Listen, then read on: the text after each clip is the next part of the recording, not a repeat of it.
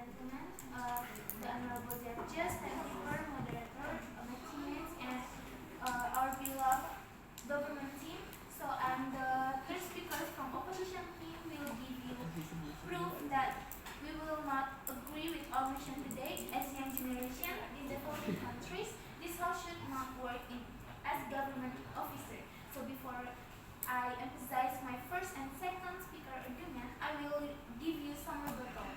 From the first speaker, I have rebuttal. So the first, they can explore new things, but in government officer, they still can explore their experience, ladies and gentlemen. And then the second, emotionally unstable. So the first speaker is saying a young generation is having emotionally unstable, but ladies and gentlemen, emotionally unstable, not only young generation having that problem, but in everywhere they work is still having a pressure. So that's why all the people will having a emotionally unstable, not only young generation. And the three developing countries is not economic unstable or there are efficiency costs. But ladies and gentlemen, it's just some of government sector, not all the government sector. And then the fourth, the opportunity in government officer is small because they have to start from the bottom. But it shows how they can grow up, right, in that work or in their work. And then that means they can grow up, they can change, and they can improve their skill in that work that they do. And then the five, seniority. They didn't give us a real case of how that is seniority in work. We have to change the human, not avoiding to work in government officer, as my first speaker said. And then for second speaker, I have to battle the first salary government officer is small, but it's work, ladies and gentlemen, because in government officer we will still have a salary even if we're already even if we're retired. Imagine if you can still have a salary even if you are not work anymore.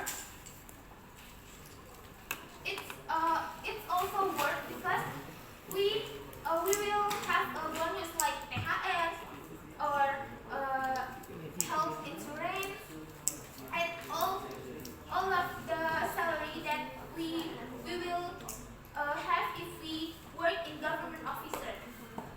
And then the third is emotionally unstable again, and better they work in the private sector because they can freely express their feeling. But as I said before, in everywhere they work is still having a pressure. It's all about the human, because not all young generation having a emotionally unstable.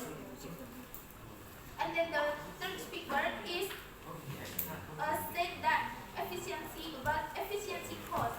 As I said before, it's just some of government sector, not all the government sector. And then I will start to emphasize my first and second speaker argument. So the first, guarantee stabilize of young generation's life. As my first speaker said before, imagine if you still have a salary even if you are not working anymore. That is why young generation should work in government officer. And then the second, as young generation, a lot of corruption case in government, so they will think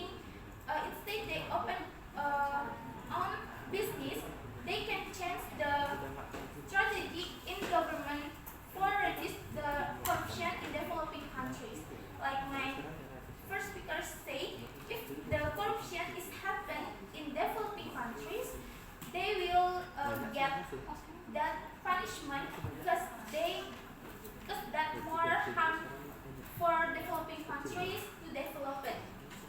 And then the third, the technology will increase because Gen Z or young generation lead the technology.